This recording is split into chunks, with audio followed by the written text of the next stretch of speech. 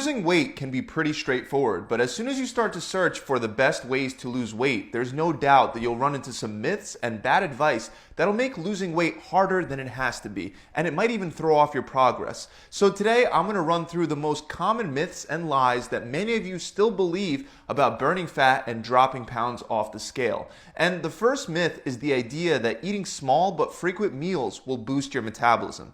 This is a very common, widespread belief, so it's okay if you've been under the impression that this is true.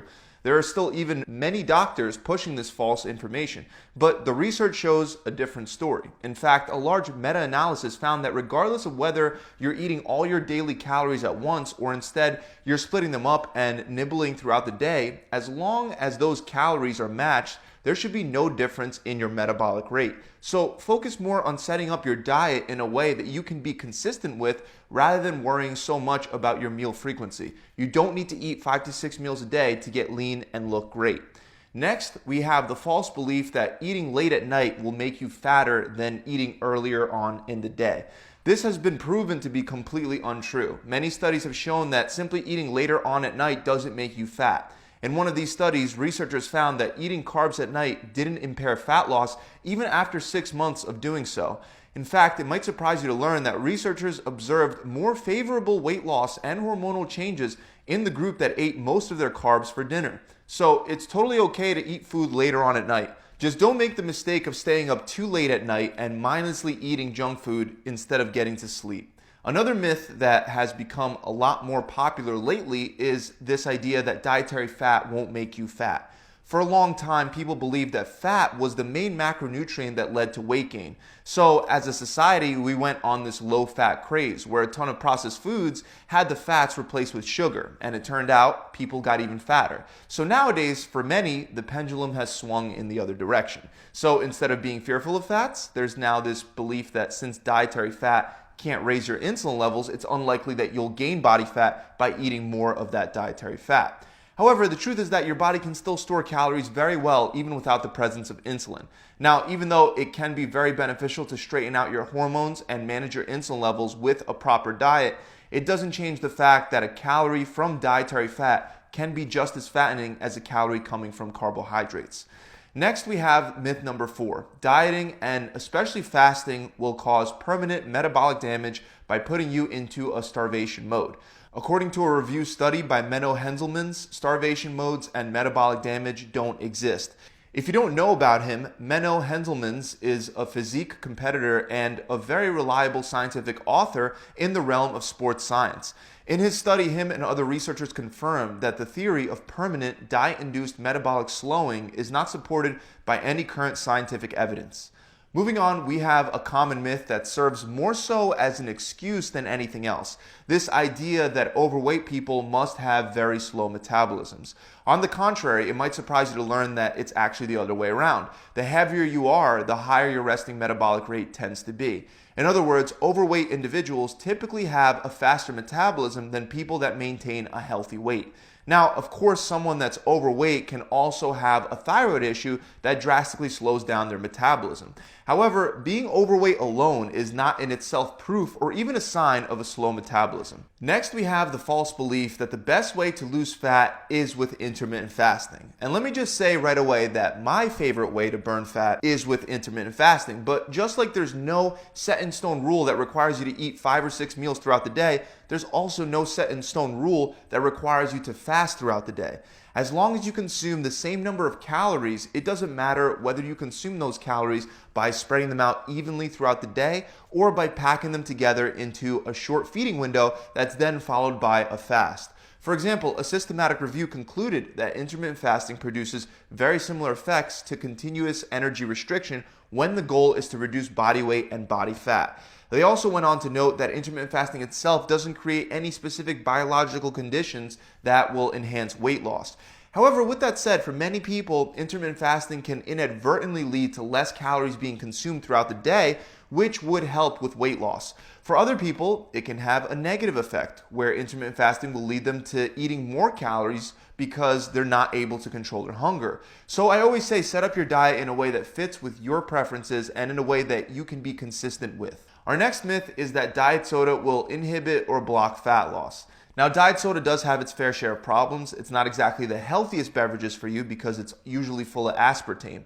However, that doesn't mean that it negatively impacts fat loss. In fact, research indicates that diet soda may even benefit weight loss if you use it to replace other high-calorie beverages like regular soda. So if you're struggling with giving up soda, drinking diet soda can be a beneficial way to control your calories. However, do your best to drink less diet soda and more water over time. Another very common false belief is that you can turn fat into muscle. To make it crystal clear, it's actually physiologically impossible to turn body fat into muscle.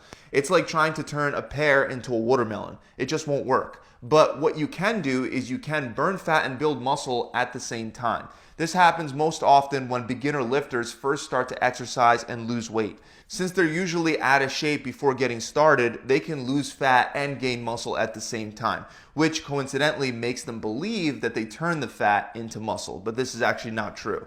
Myth number 9, you can spot reduce belly fat by doing ab-specific exercises.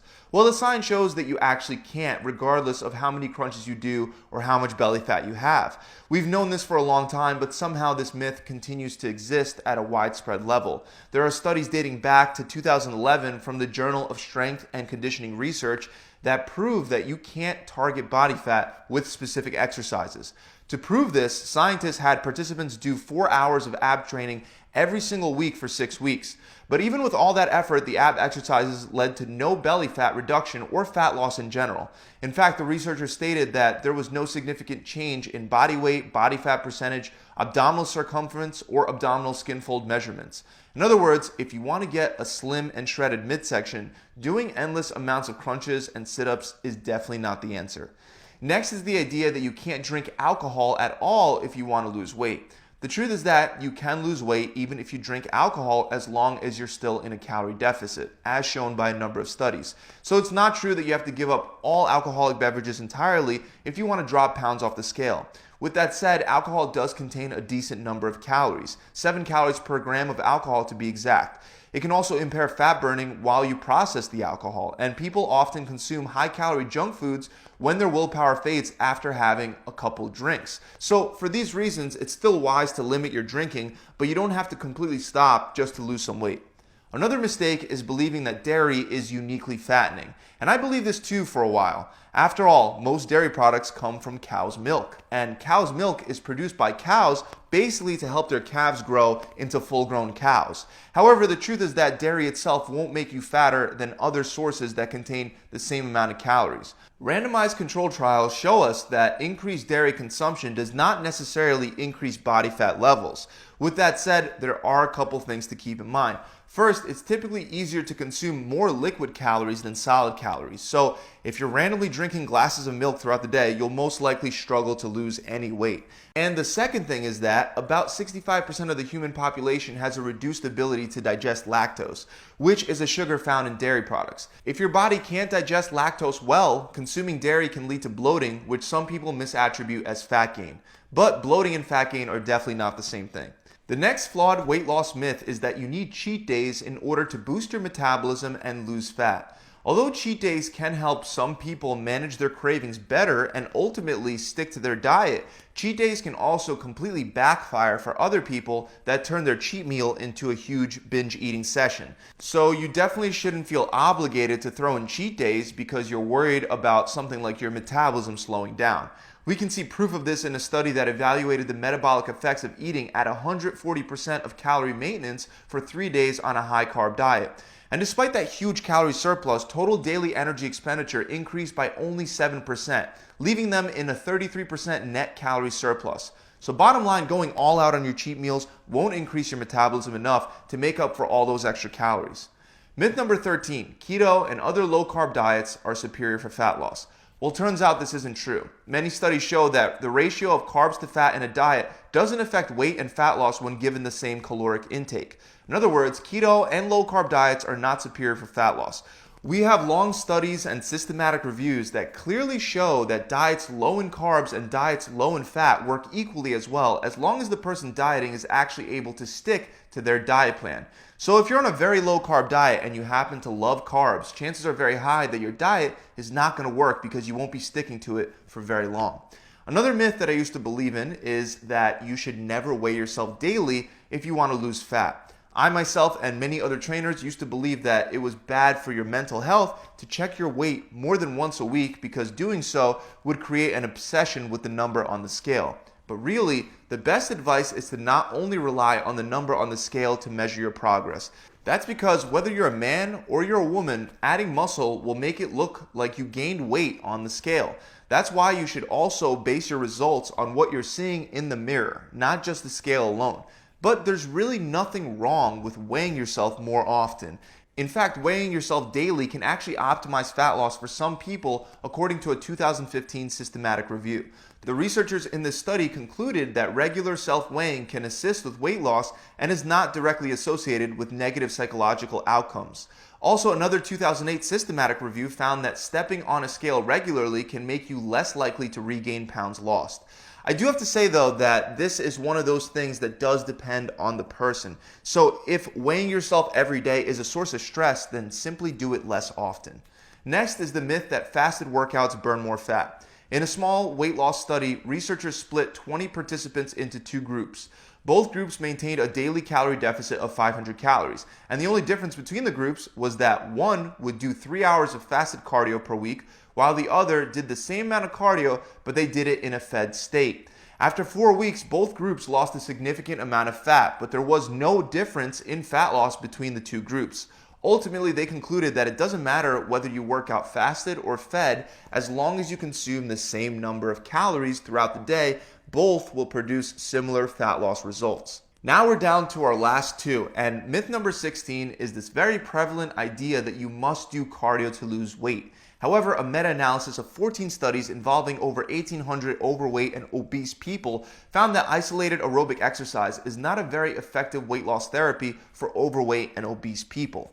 Another meta-analysis, one that mostly focused on cardio, also found that adding this aerobic exercise to a diet plan did not promote weight loss more than simply sticking to the diet plan without adding in the cardio.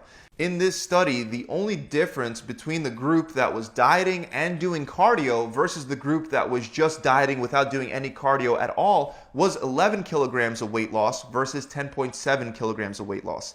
Not a significant difference.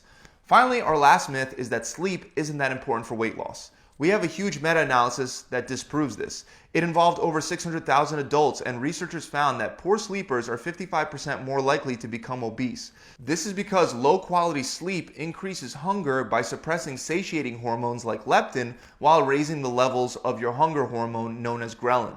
As a result, you'll feel hungrier, and that could cause you to eat more calories. Not only does not sleeping enough make it harder to burn fat, but it also leads to muscle loss, which pushes you even further away from your fitness goals. So, those are the 17 common weight loss myths that many of you might have believed before watching this video. I hope I've helped provide you with some clarity, and if you feel that I've helped, you can help me out by subscribing to my channel. Also, if you want to make sure that you're not susceptible to other common workout and diet mistakes, and you want a done-for-you plan that eliminates all that guesswork, then click the link below in the description to start dropping pounds immediately. My programs come with a customized diet plan based on you and your preferences, a full video exercise library, and a coach to help push you through the whole transformation process. It's also backed by thousands of 5-star reviews, so if you'd like to give me and my team a shot at helping you hit your goals, then just click the link in the description below, or you could visit my website directly at gravitytransformation.com. See you guys soon.